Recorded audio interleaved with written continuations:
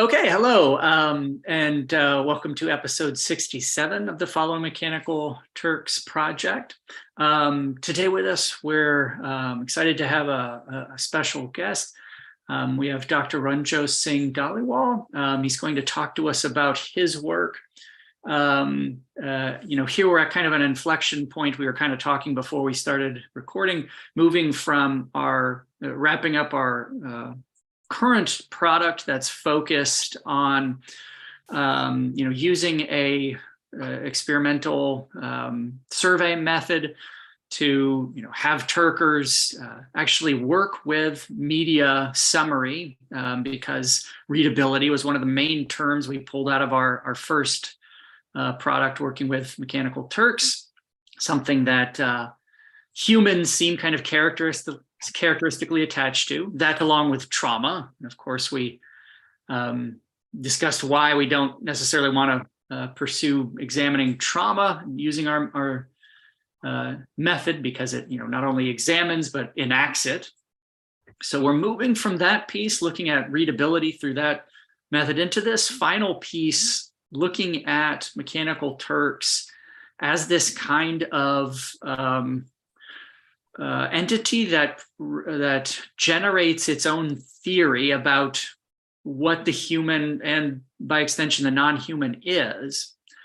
And so, Nathaniel, you were at a conference, right, with Dr. Dhaliwal, and so we've sort of discussed how his work might be able to help us move into this third piece. So I'll let you kind of take it away here.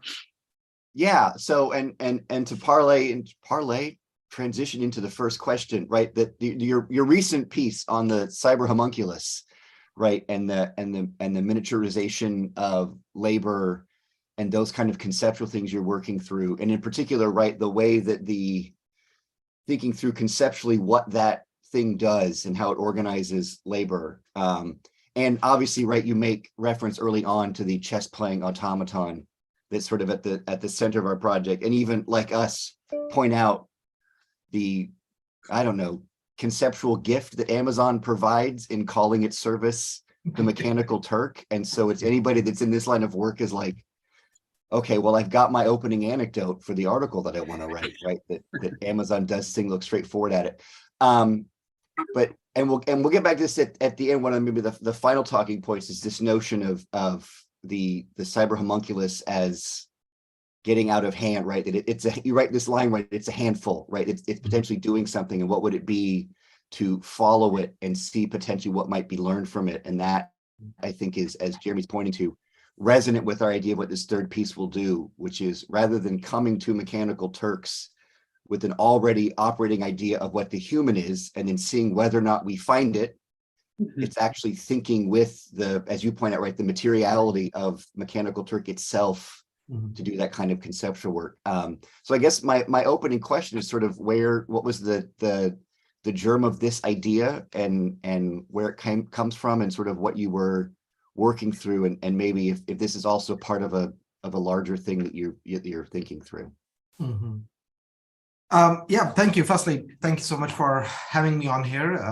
It's an honor and a pleasure, and I'm thrilled to be in conversation. I've been following your work for some time, and this is really great. To answer your question, I essentially came to, well, I think I first encountered the Mechanical Turk itself in pose writing.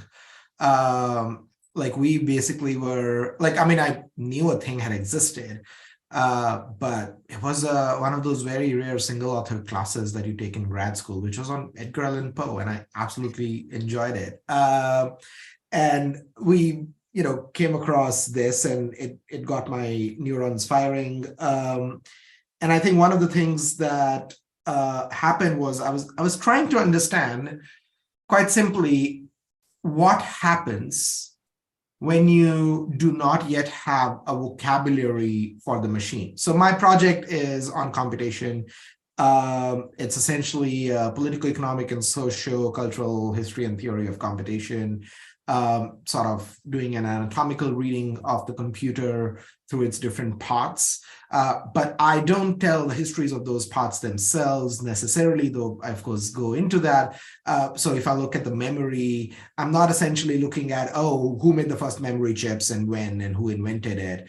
I think those histories are useful for me, and I borrow from them and occasionally do that, but not primarily. My goal is to try to figure out, how did this conception come here in the first place? Like, what needed to happen in the world before the first memory chip was created for people to imagine this as such?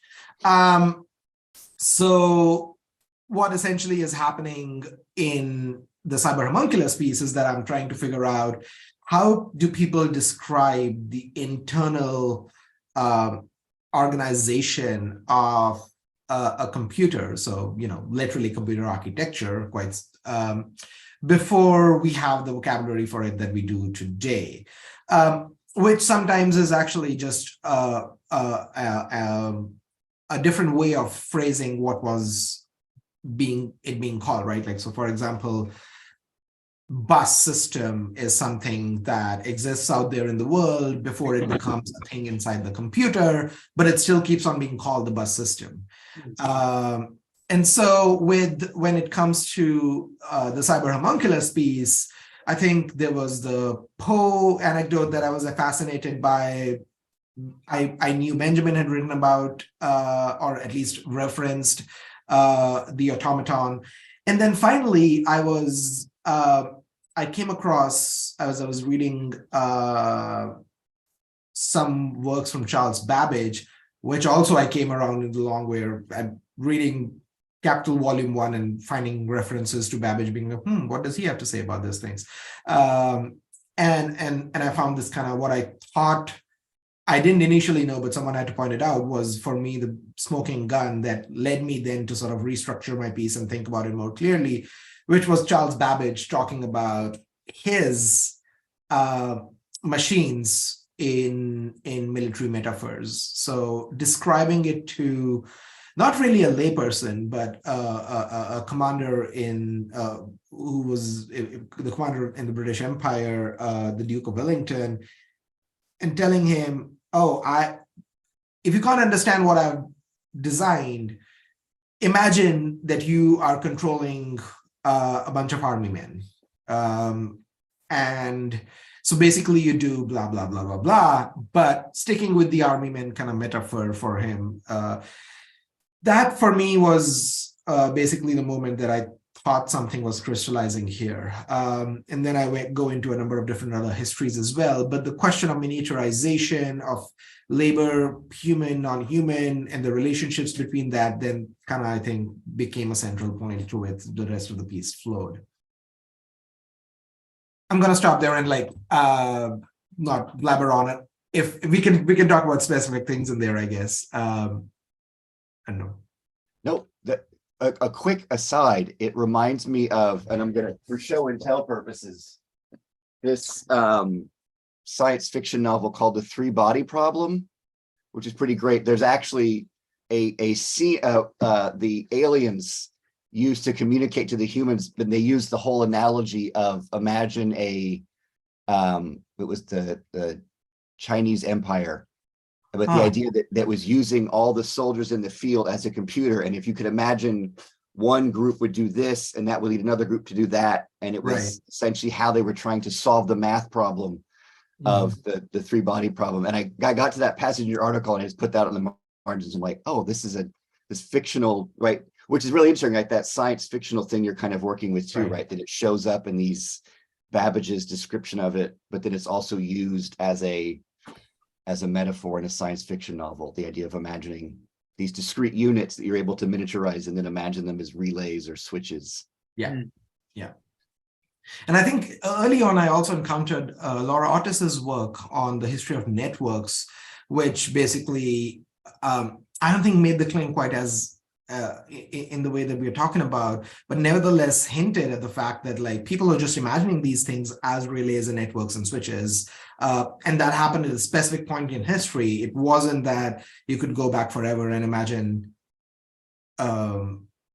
imagine cognitive labor in the same way, but something switched in specifically in industrial British cultural imaginary.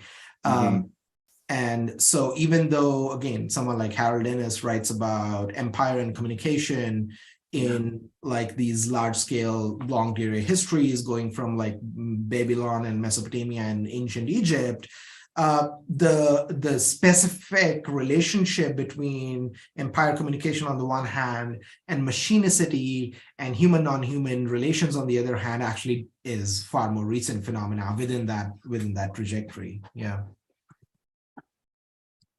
Yeah, that reminds me of the book, The Victorian Internet, because there are a couple of moments there, it's about the telegraph system.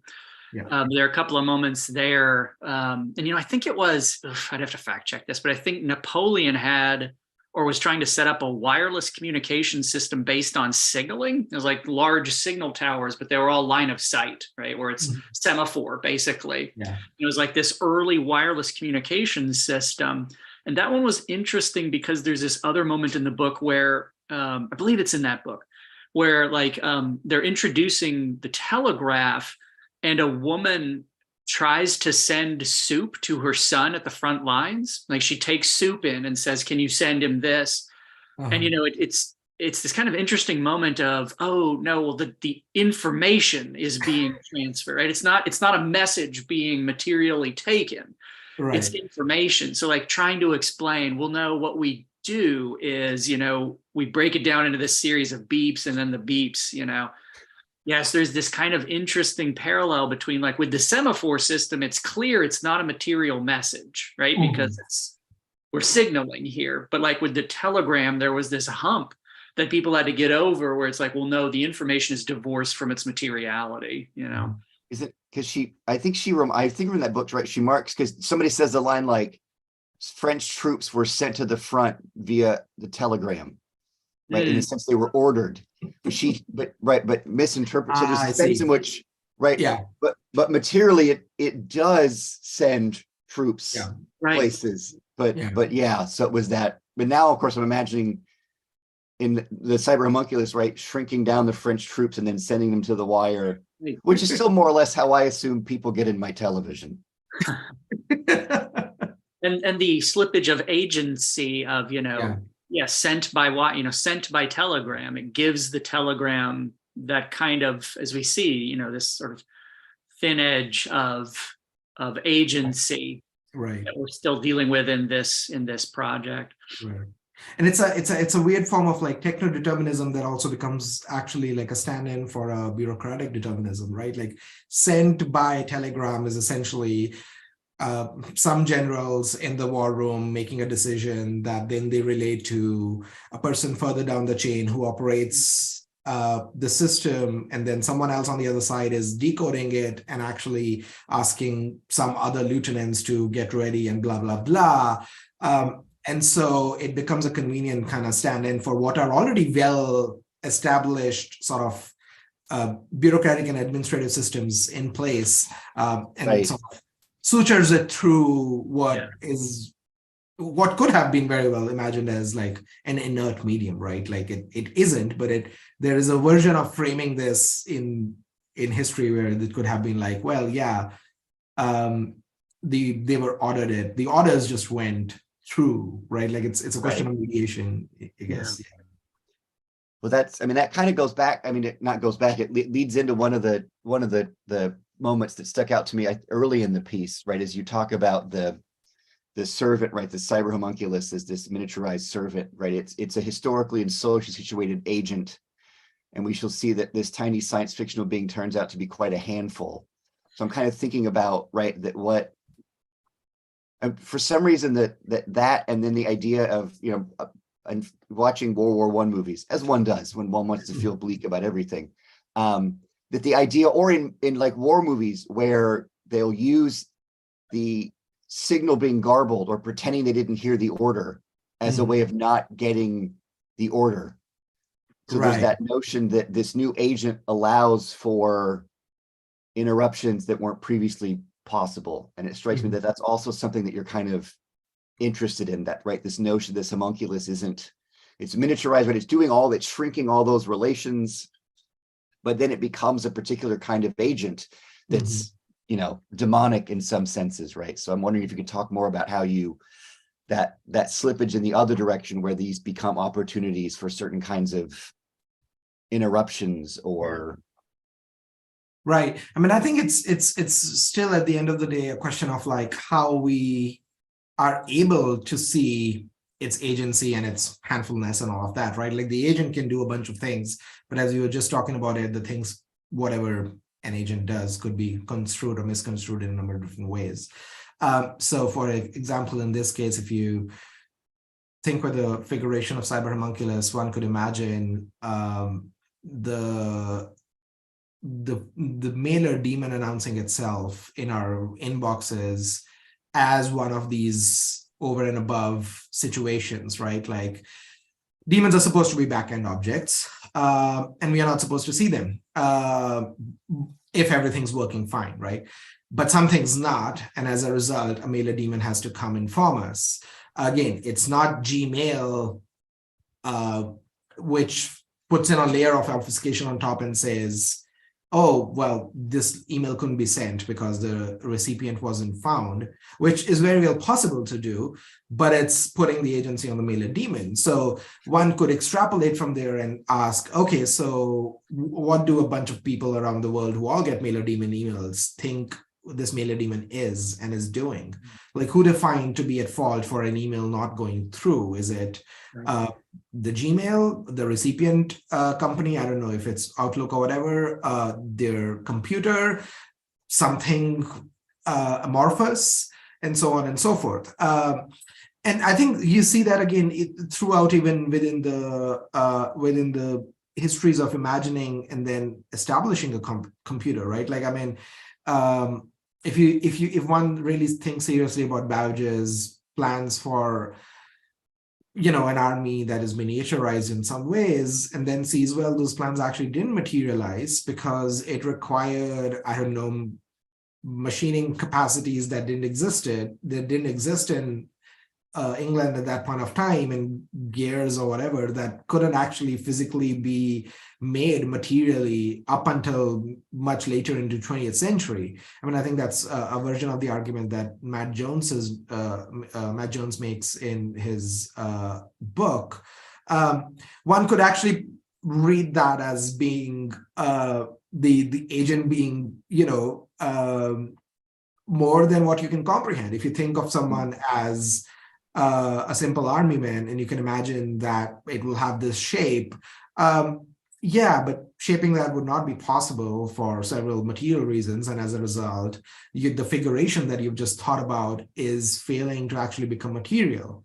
It remains figural. So in both the instances, the making material of the figuration and the material execution of the figuration, the servants and cyber homunculi often show up in uneasy ways, not always ways that are welcome. And I think it's then a question of like, where is the cultural understanding to be able to understand and make something of it, right? Again,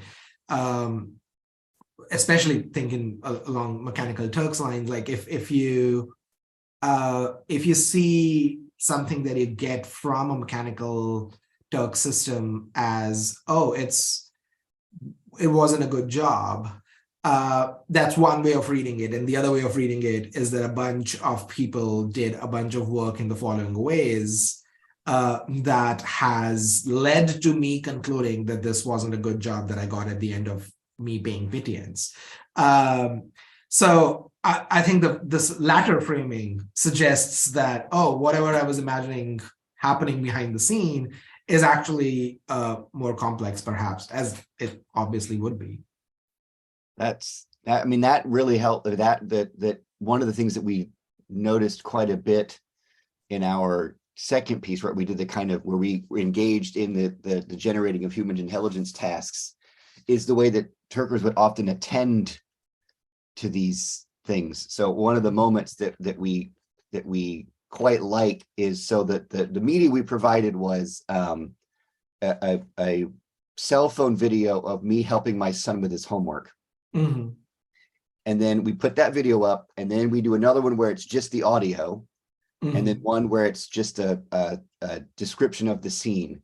And the audio is very bad because it's from far away, it's on a cell phone, and all of the visual cues. Right. Mhm. And at one point we talk about the number 18. Mhm. And my son is also at this point 13, still prepubescent, right? And so one of the summaries is an 18-year-old girl is trying to buy cigarettes Yeah. because the number 18 is all they hear, and that, right? And so for us, that becomes this really interesting moment where something else is going on here, that what the readability we thought we were generating has now generated multiple readabilities. Mhm. And then oftentimes Turkers would, in the summaries, we would either get summaries of what was happening in the media or Mhm. summaries that address the quality of Yeah. the media. Right. And we think too that potentially that's part of the incentives of, right, the idea that if you don't provide a good summary, you won't get the payment. So Right. Turkers all sort of pre-mediating, saying like, this is a summary you got because the audio you gave me wasn't very good. And so it's not my fault that the summary is, but in many ways, right, that the way that agency emerges is precisely in the system not delivering the result you thought it was going to Yeah. deliver. Yeah. Yeah. Yeah. There are a lot of interesting levels to that. I mean, particularly because of how Mechanical Turk explicitly, dehumanize. I mean, that's its pretense. It's not like it's hidden. It's foreground, where it's like, we're going to turn you into a machine. Yeah. And, what's kind of curious for us is the ways that the Turkers, in some ways explicitly lean into that, right? I mean, through things like, as we saw with Hanrahan's piece, and came up for us as well, this kind of explicit rejection of things like, labor unions and that kind of thing, where it's like, no, we don't really want those things because we're worried it will ruin the system, right? It's like, if we try to organize or kick up too much of a fuss, they'll just shut this down, right? They'll just flick the switch and turn it off, right? And we just don't want to shut off this market. But at the same time, I mean, as you say, it's like, just through their operations, there are these resistances that, aren't explicit, like, well, I reject this because it's exploitative labor, but it's like, no, I'm doing the thing. But from a requester's perspective, it's like, yeah, but that's not what I wanted you to do, right? So there's a kind of tension between, like, removal of agency, but agency that still unavoidably manifests just through its operations. Yeah, and I think there's something in there about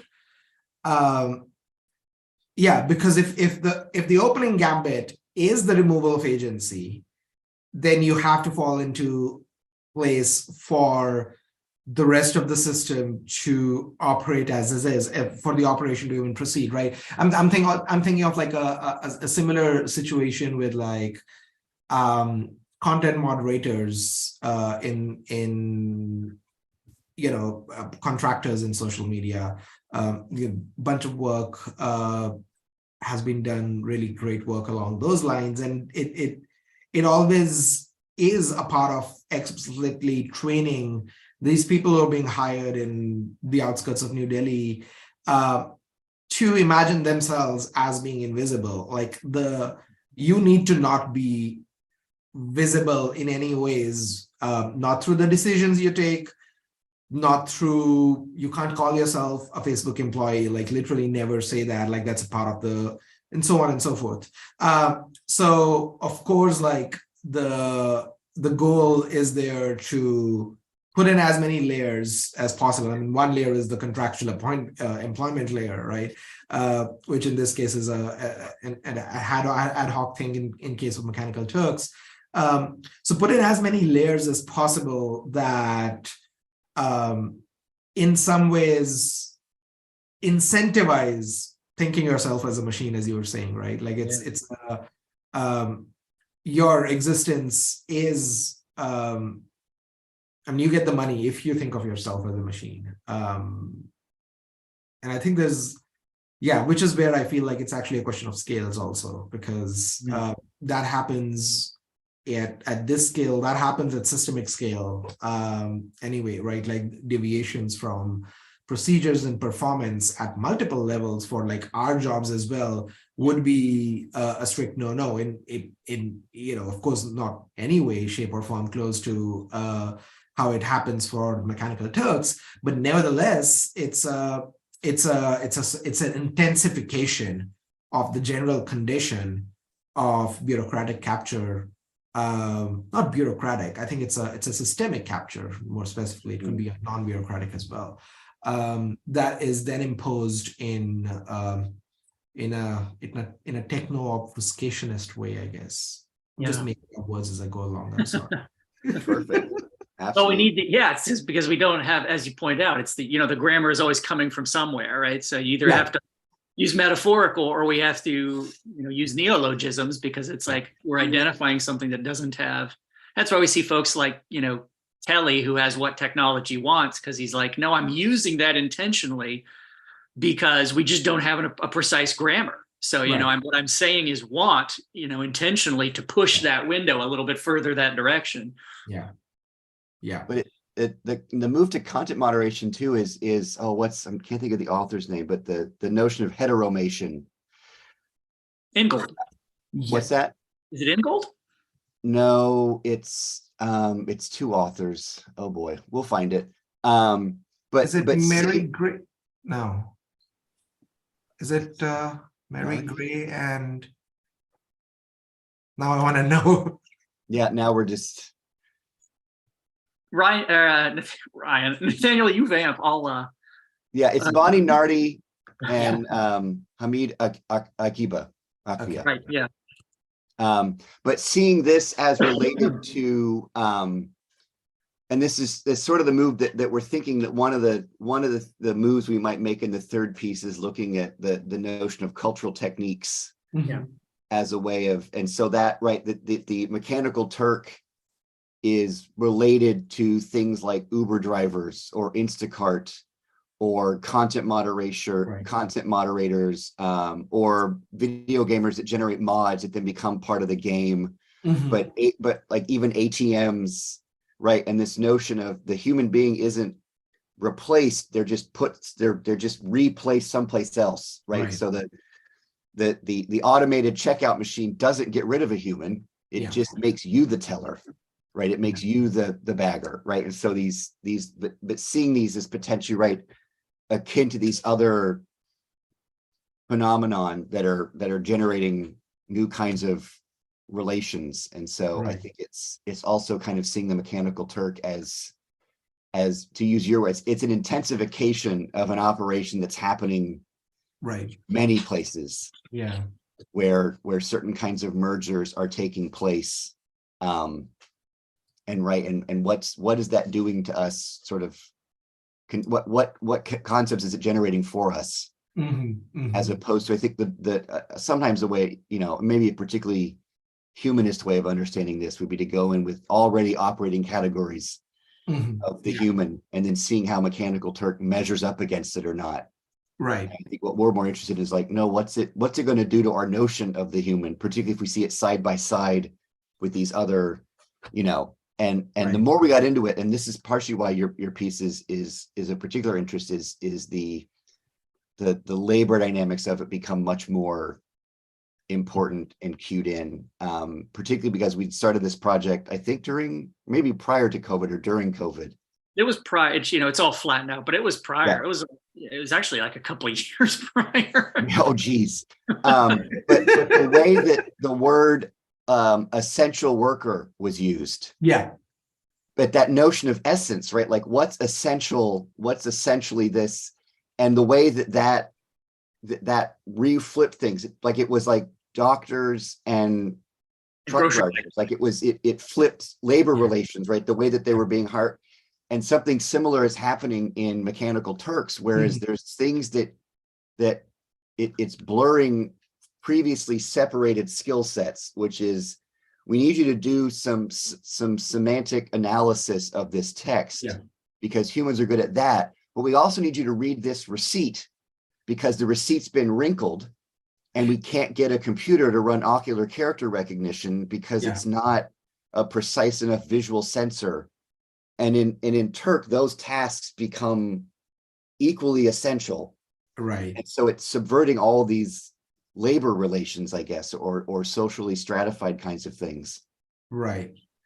Yeah, or making them be visible differentially, right? Like, I mean, I think Yeah. one of the things that I was really interested in is how it was clear that in like the 19th century, every one of these people who have their writings available over time were like, yeah, this is going to mean like that menial labor is going to get, just not required, and we're going to have machines do this.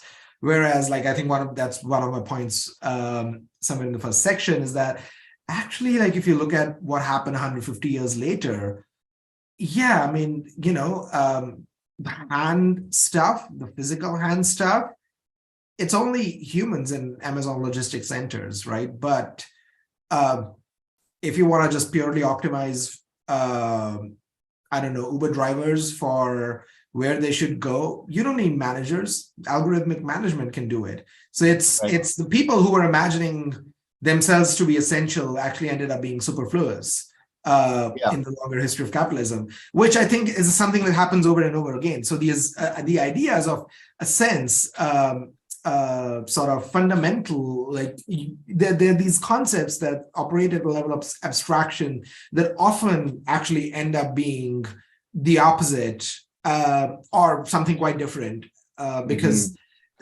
you are coming from a social, a political, economic, a cultural sense, not necessarily from some kind of anatomical breakdown of the process at hand, right? Like, what would you have, like, I mean, this is also, I think, interesting because if you're thinking of these moments of displacement instead of replacement or reconfiguration as cultural techniques, one might also be tempted to think about it. Like, one of the things I think that theories of cultural techniques do really well is that they argue often that several techniques that we find today in our culture have these longue durée histories, right? Like, I'm gonna go to filter algorithms today. I'll actually start with like filters in like food in 14th century or something of that sort, right? Like, it's often that kind of move that lends gravitas to the theories, truly, but two, more importantly, I think it's in some ways does actually follow. I mean, it's one of those moves that I also often make in my scholarship because it just shows and asks yourself, when did the genesis of this happen, right?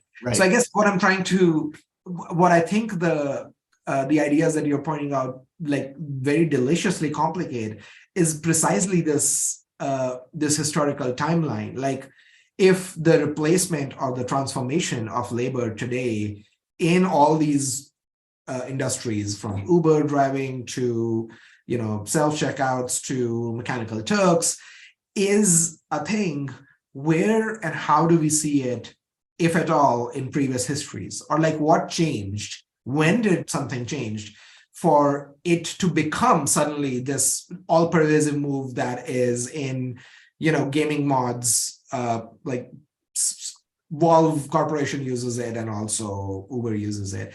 And I think a part of the reason is maybe economical, like you can, periodize it according to whatever, like, late capitalism, or governmental, you can periodize it to kind of neoliberal ideas and so on and so forth.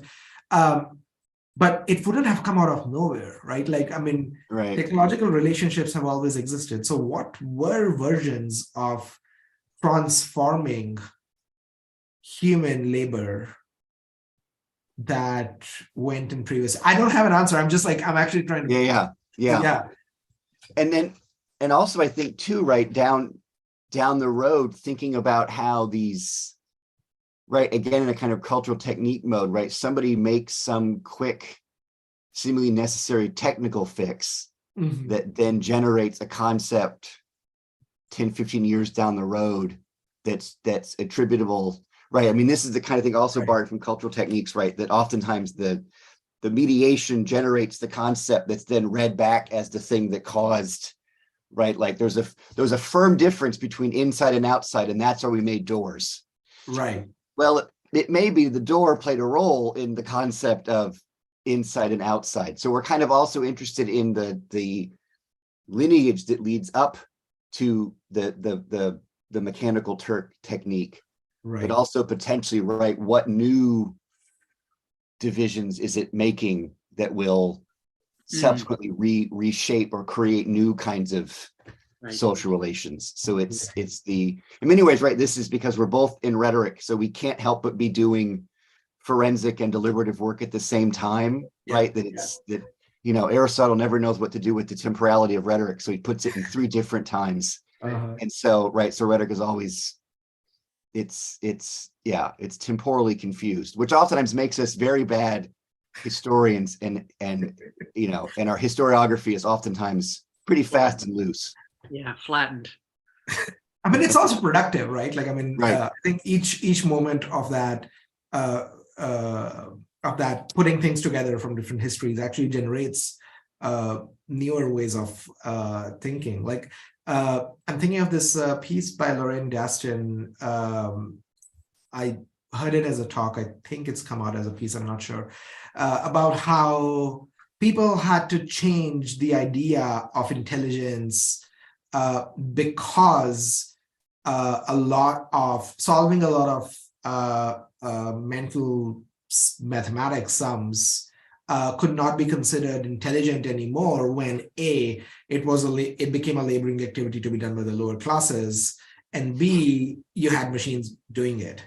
So you being able to come up with 5-digit by 5-digit multiplication or division would not suddenly be intelligent. It would be something different. And so you need to come up with a different version of intelligence owing to the restructuring of machinic and human relations out there, right? And owing to a different labor relations as well, I think. But it keeps on happening. I think, so you're completely right. Like these operations, maybe Mechanical Turk is generating some kind of restructuring of the understanding of in your case, human, and of all these other concepts that say, why do we think why can't machines read a crumpled OCR? I mean, I know technically why we can't, right? But how does that get relayed in cultural rhetoric, right? The notion of a tweet I thought was really going to make good numbers but didn't, right? This project is like this notion, like the human is just the miscellaneous bin of ontology, right? It's just whatever's left, that's uniquely us. It reminds an early guest we have was Min-Soo Kang, who has a book called Sublime Dreams of Living Machines, and basically, like, it's a history of every time an innovation, right? So there's a time where, like, vegetable metaphors were actually uniquely human.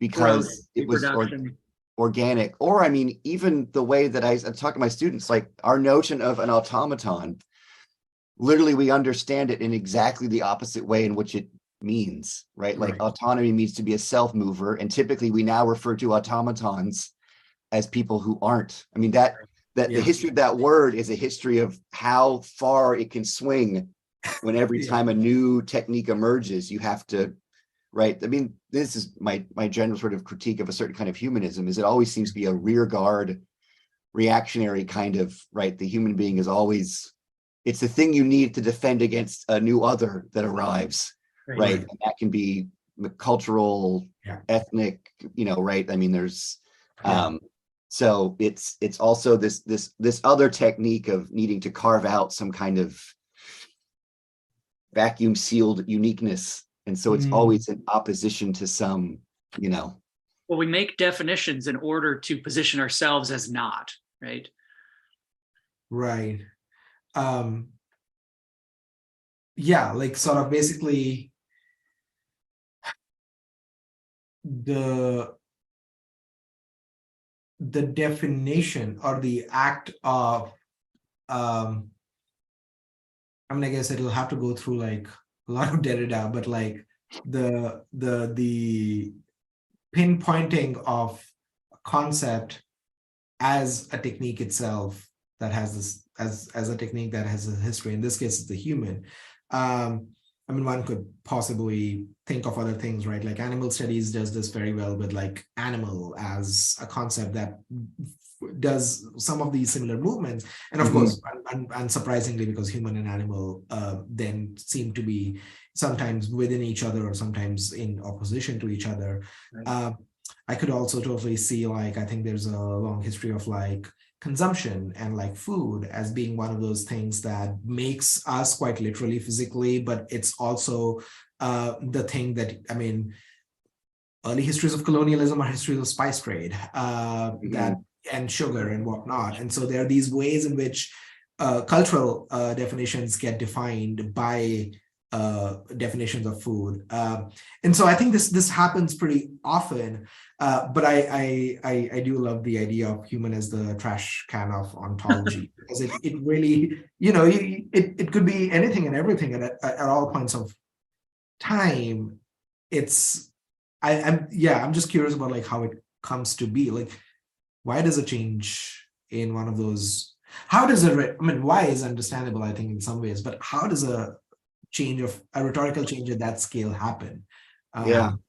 No, that's kind of what we're, I mean, and describing, that's what we're doing now. We're retroactively, right? And in real time, right? I mean, trying in this moment to like, what are our relationships being generated, and you know, and different people we talk to, right? It's the terminology that gets used. So that's what we started on. I mean, we just looked at the language. But even thinking about, right, how the system is designed, how how interfaces do this. And so, right, that there's persuasion happening at the level of, you know, just every time you have to prove you're not a robot, you have to identify motors. I just had to identify motorcycles this morning to submit feedback on a candidate on a Google form within our department. So it's like my views on this job talk are largely contingent upon my ability to spot motorcycles. Yeah, and we have that. But over and over again, right? It's, you know, I am the one who identifies motorcycles, whatever that would be, you know, Homo sapien, you know, and I need better Latin to be like that. It was also related to, and now I can't think of their name, one of the keynotes at Salsa, which I love calling Salsa, was the author who'd written several books with GPT-3. Yeah. And I asked the very naive question, this sounds like it'd be interesting to use to teach writing. Thoughts, right? A really well-crafted question. Yeah. And their response wasn't what I thought it was, which was, how would that work? Their response was, what will it do to your students? Right. Like psychologically to work with GPT-3. So will they either see it as, oh, it's doing just what I do. So what is it? So what am I as a writer if GPT-3 can generate? So it was just really, their response was very in a way that like, oh yeah, I should have thought about that, because I'm apparently doing a project that's like this, which is, what will it do to them with their conception of themselves by virtue of that interaction? And maybe that's how it starts to happen is, you know, you work with text recognition long enough, or you work with, I mean, even early, was it T9, right? Where it starts to fill in the, you know, you start to realize like everything I've said can be predicted, right? And what's that start to do over time in terms of, and therefore you suit the predictions. I mean, we're seeing it now. If you use like Outlook will, you know, autocomplete your emails for you, right? You know, there's so much, there's so many interesting things about labor here. I mean, we were just talking about Twitter, right, before we started, and Nathaniel, you just mentioned a tweet. You know, I was just reading that, you know, there's been a new recent wave of layoffs, right? And then, you know, even more recent, you know, if you don't get on board and sign my pledge, then you're fired, right? This just happened last night. And now word is bubbling out that the people who didn't leave are the bulk of whom are here on visas. And so, you know, there's these kind of precarious issues where it's like, well, I can't leave this job, right? It's like, I'm obliged to be here. those kind of labor issues and how, like, the history of computation is tied to things like, women being exploited until it became a legitimate job. And then it's like, well, no, then women can no longer do it. Right. It's like you can be a calculator up until that means something, and then you can't do this anymore. Right. Yeah, those kind of labor issues that simmer underneath this. Yeah, I mean, in some ways, I think there's two boundaries that are being constructed and exploited here, at least in the last 1,000-something years. On the one hand, there's the human non-human boundary, where being a worker is a little bit more being non-human, and being a certain kind of worker is a little bit more non-human than the other kind of worker, and so on and so forth.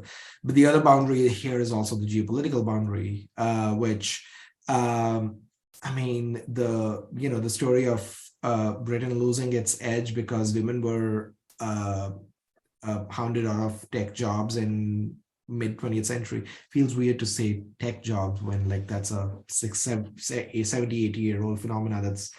There was no tech back then. Nevertheless, is also contingent on, the men returning from the World War and, like, wanting a higher position in this location, which they did not care for when they had to be out there preserving other geopolitical boundaries that they can come home and then transgress the other gender boundaries. So it's like these things at the edges that often, I think, are really productive. I mean, I'm even thinking of, like, the GPT example that you were giving, Nathaniel. It seems like, oh, this can do more and more, and yet the question then always becomes searching for another horizon that they cannot do. So, like, now the advice is that if you want to make sure that your students are not plagiarizing by, like, using GPT-3 for some topic or something, give them prompts that explicitly ask them to reference non-online stuff. So think, as we discussed in class X, well, no way GPT-3 is going to know what we discussed in 3 classes ago. So, which is to say, this might not ever, I think, when I was, like, growing up, like, and when I took, like, my first rhetoric courses, this was not a part of the how you construct an argument is, like, refer to other classes, or, like, that's how you give the prompts to students and so on and so forth. But it now might become, because it's always about searching for what they can't do yet, which, I mean, another way this could have been, well, GPT-3 can do everything. It's an exteriorization, just like we rarely ask our students to have proficiency in survey maps since GPS was invented. We're not going to ask them for proficiency in writing because now we have GPT X, Y, Z, whatever. Bad idea, but that's one direction that this would have gone and didn't. But instead it became how to protect yourself, and like, which itself is a labor question, right? Like, how to teach students teach this, but that also means what's the role of the teacher now? And how do teachers reconceive of themselves, not just students? Using GPT-3 for students, like, I don't know. Like, I remember, like, you were, I think, you were a couple of chairs behind me when you asked that question, and I was like, yeah, like, but also, like, what's the role of me teaching a writing class with this? Yeah. No, I mean, it's interesting. I mean, again, going back to the kind of how question, right? It'll happen in these really weird, or not that one sort of, but like they'll happen in like different realms. Like I'm thinking about in a class I had students read A Burglar's Guide to the City. Yeah, me too. But the idea that like the philosophical question of inside and outside is largely being worked out by prosecutors who want to charge people with burglary and not robbery. Yeah. And so they have to make legal arguments that they were inside when they did it, because that results in a bigger penalty. Right. So like that realm of like the philosophical question of inside outside is getting worked out in these other realms that like I think, for instance, that one of my favorite time travel stories is Dexter Palmer's Version Control. It's sort of an aside, but like who will ultimately, right? It won't be Turing tests that decide whether or not a computer is human. It will be insurance adjusters, right? Who will have to sort out cars that have automatic drivers to get into accidents. That'll be where it gets worked out, right? It'll happen in civil law, whereas the difference between inside outside will happen in criminal law. But but they're doing philosophical, theoretical, rhetorical work, but it's happening in these very specific realms where they need that definition, right? Because that definition will allow them to do particular kinds of work, but then precedentially, right, will then set up in the future, right? Like, or when that with a personhood for things like aspects of the natural environment, right? A lot of legal cases about, globally, things like rivers being granted some degree of personhood for legal standing, where it's like, well, this way we can prosecute particular crimes. But then it does come with those interesting corollaries of, well, then if a family member of mine drowns, can I sue a river? And then it's like, who compensates? Like, does that just mean the state is going to have to cover for a river? It's like, but those kinds of, we're seeing personhood getting nibbled, in different ways, both through algorithmic, but then also it's like, well, no, we need river protections. So we're making this some degree of person now. And I think it's interesting what kind of rhetoric wins the day there, because on the one hand, you have this history of insurance, which is definitely going to decide that, as you point out, primarily because it has done so in the past, right? Like in the transatlantic slave trade, it's one of the first locations of actually ascertaining the boundary of the human comes from actuarial and legal argumentations in, district courts of Liverpool or whatever. But secondly, you also have the arguments about personhood of what might otherwise be non-human entities in mythologies, in several indigenous cultures. So for example, indigenous science scholars often make this argument very strongly that there is a different set of systems across different indigenous knowledge systems that have personhood and human non-human boundaries be decided very differently, right? So I think I'm forgetting the exact name, but Marisol de la Cadena has written about how a certain mountain is considered to be a living entity for a certain group of people, and what happens when it butts up against those arguments that are not heard by the legal system. I think this was in Colombia, if I'm not wrong. Because that's also a personhood argument, like the river argument. It doesn't run through because of several other cultural and social political reasons. Yeah, that was the link I just shared, is a podcast, a 99% Invisible podcast about rice and personhood. And it touches those exact things about, because it's looking at I think it was the Ojibwe. And they have notions of personhood that extend to what we would see as those are separate natural things, right? And it's difficult to discuss because, as you say, it's the grammar just doesn't mesh cross-culturally, right? Where it's well, no, we're saying that's a crop, it's not a person. Yeah, but we don't parse things that same way, right? We don't use those same division, and it's tough, even linguistically, where it's well, no, the language doesn't assign categories in those same ways, or it's and so, of course, the concepts butt against each other because it's the language and the the presumptions there just don't mesh, right? Yeah.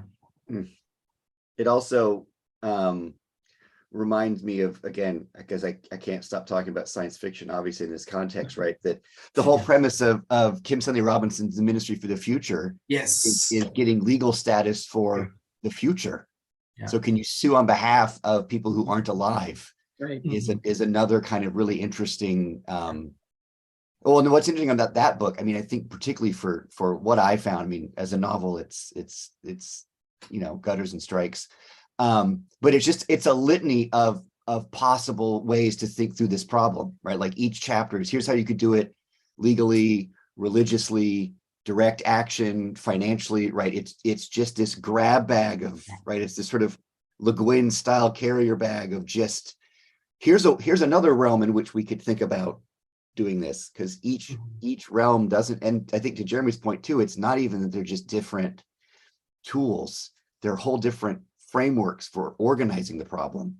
Right. Because it turns out how you've organized the problem might actually be the problem, right? You're trying to solve this problem with a conceptual schema that's actually designed to explicitly not solve this problem, or it's the one that created the problem.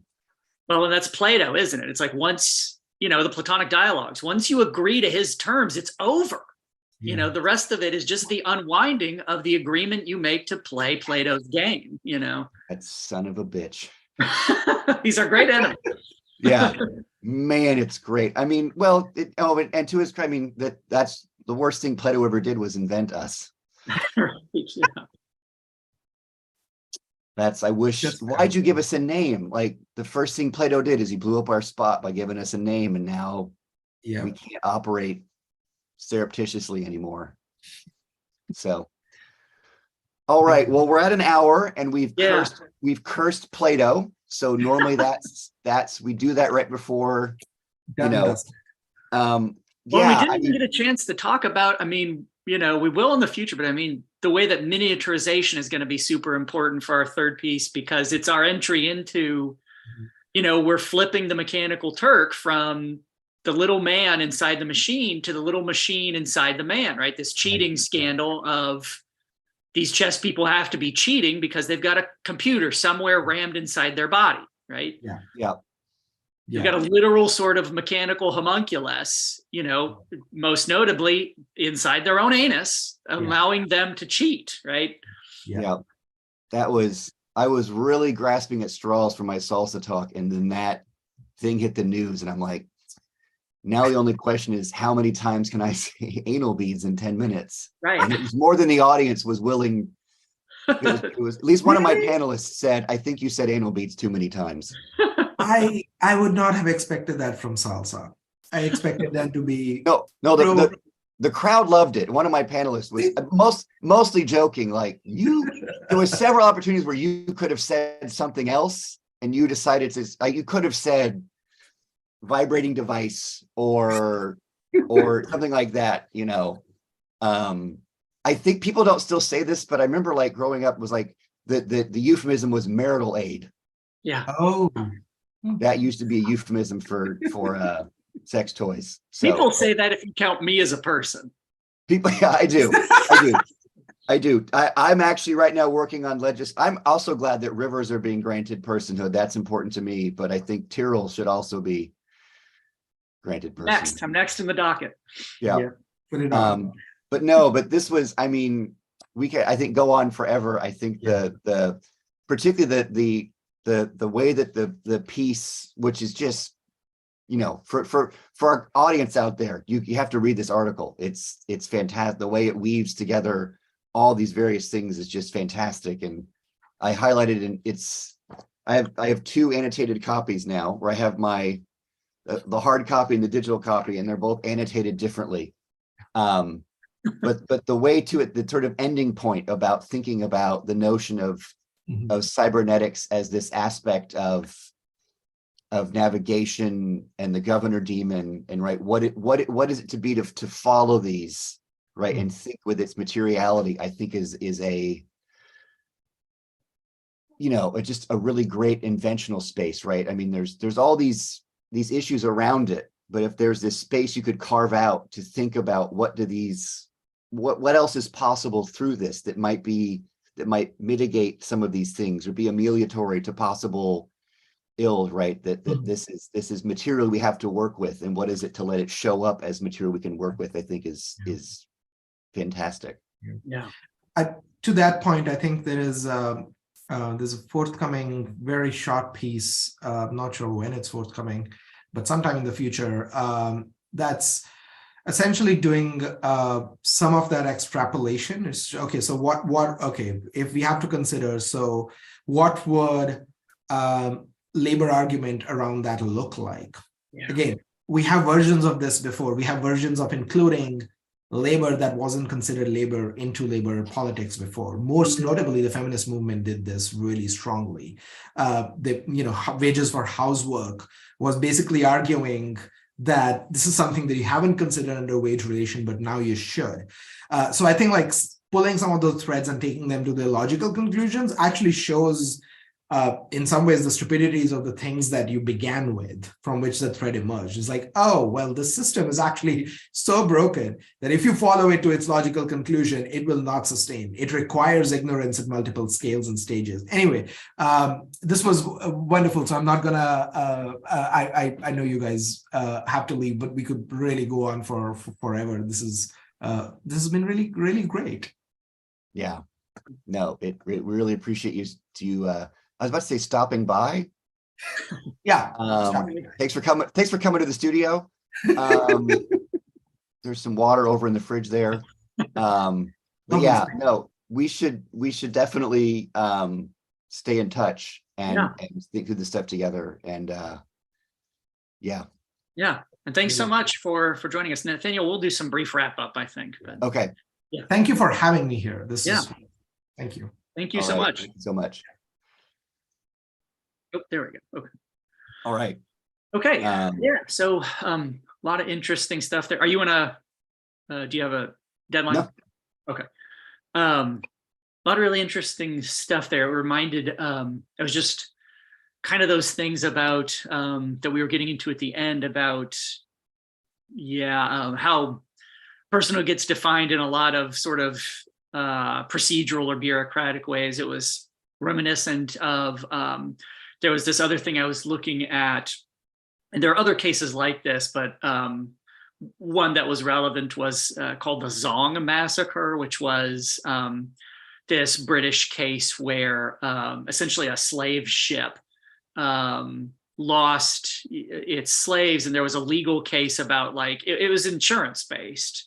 It was a legal case about like, were they provided, it kind of hinged on like, were they provided with water? Or were they pushed overboard, which of course happened. And it was this insurance case of like, simmering underneath it were they property or were they people, right? Right. Yeah, I mean, those notions of who gets to count and in what ways, right? This kind of spectrum of personhood or spectrum of legitimacy. Yeah. And it's interesting the ways that, in a sense, it's like we are not as like human beings necessarily at one pole of that spectrum.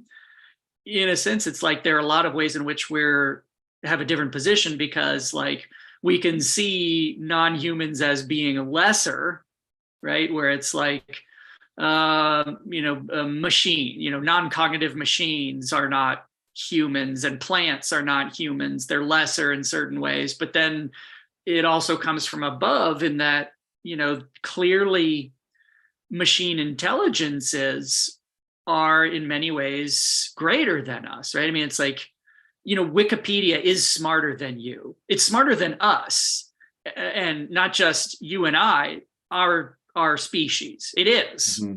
Depending on how you frame intelligence, it's like, well, yes, it is. The internet is exponentially. It's not even in the ballpark of intelligence, depending on how you parse that up. Right. But, because of that, it's like, well, we have to carve out a middle position of, we're better than this, but in a sense, less good than this other thing. But as a result, it's like, well, then we change what good is, right? It's like we carve out a third position. It's a three-dimensional spectrum. Yeah, it reminds me of this Becoming Human by Zakiya Imam Jackson. And it goes back to the kind of the emergence of the notion of man and human as a explicit response to slavery and slave trade.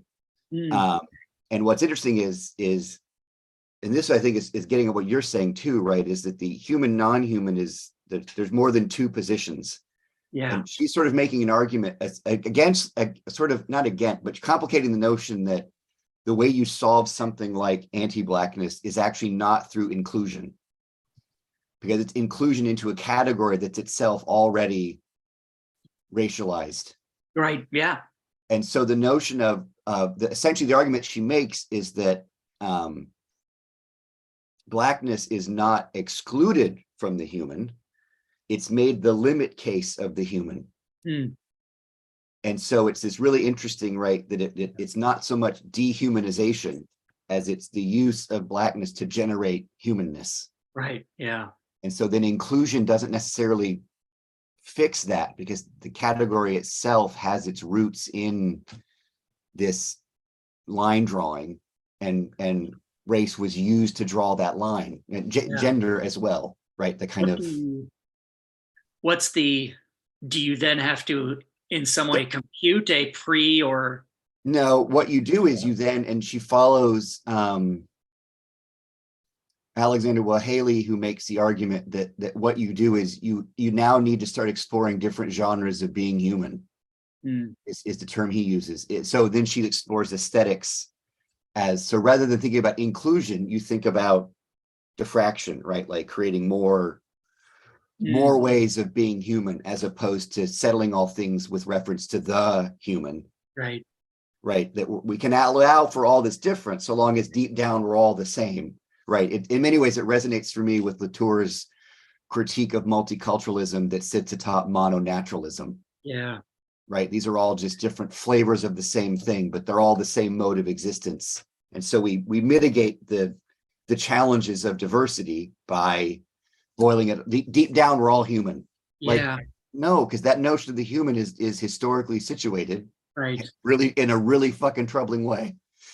Yeah, and you see it manifest because it does speak to that notion of, yeah, I mean, it's like when you say, well, I can recognize you through the lens of myself, right? I mean, that's kind of what it's saying, and it leads to, well, then I can only see things like your actions with recourse of then mine, right? It's it's as though saying, well, all permutations of religion are really talking about the same God. It's like, yeah, but then you're always saying everything else is God as you understand it. Right? It's always kind of implicitly framing through it's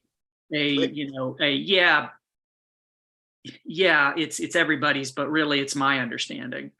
Yeah, well, it goes back to the thing you were talking about, where these different drawings of personhood. It's like, no, these are not just, we're not parsing the same thing differently.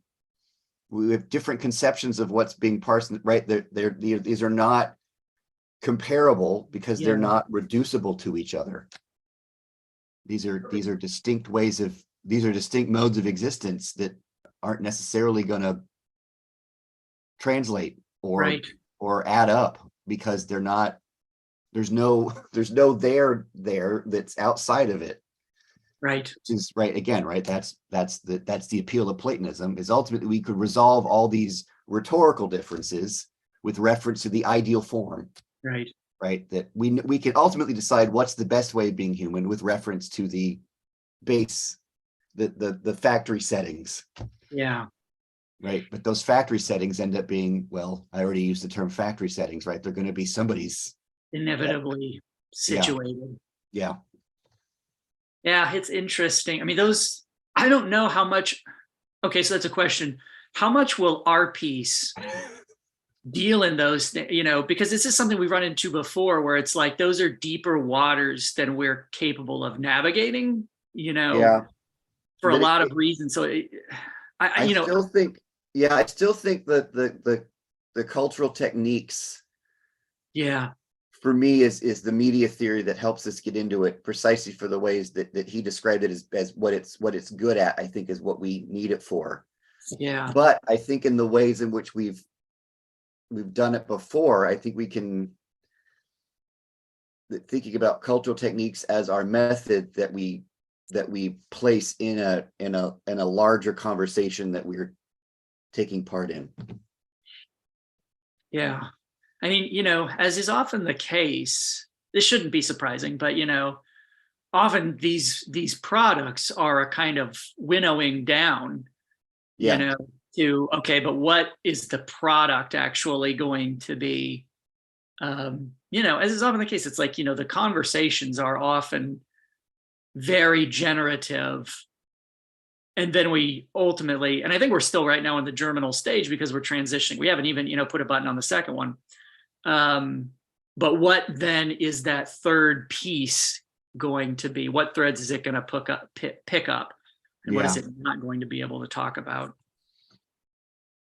Yeah. Yeah, I thought this was, I mean, I thought it was a great conversation. I think that piece is going to be in there. Yeah. That paper. And then we'll see. Yeah. And, you know, because that's because our first piece started with those kind of labor issues, of invisible labor issues, of Turkers kind of explicitly saying we're not, you know, machines. There's been kind of throughout these sort of itchy labor issues. At the same time, I always feel a little unequipped to walk right into a lot of those conversations, particularly because it's like I'm also going to be speaking for groups that I don't feel comfortable speaking for, you know? Well, and particularly this group who've said stop speaking. Like, listen, listen, professor, we don't need your help. We don't want it. Yeah, I mean, we've seen that both in the scholarship that notes this and through dudes contacting us and saying, please don't do this. So, and our response is, well, why don't you come on? Why don't we incorporate you instead of Zoom link, instead of respecting your wishes? Yeah. Okay. Well, I do need to sign off now. Okay. I've got a field trip to plan for. Yeah. All right. Well, I mean, great conversation, great guest. Yeah, I mean, for the second piece, we just need to wrap up that conclusion and then I can post. I got I need to, I have it. I just have to do it. All right. So, for it.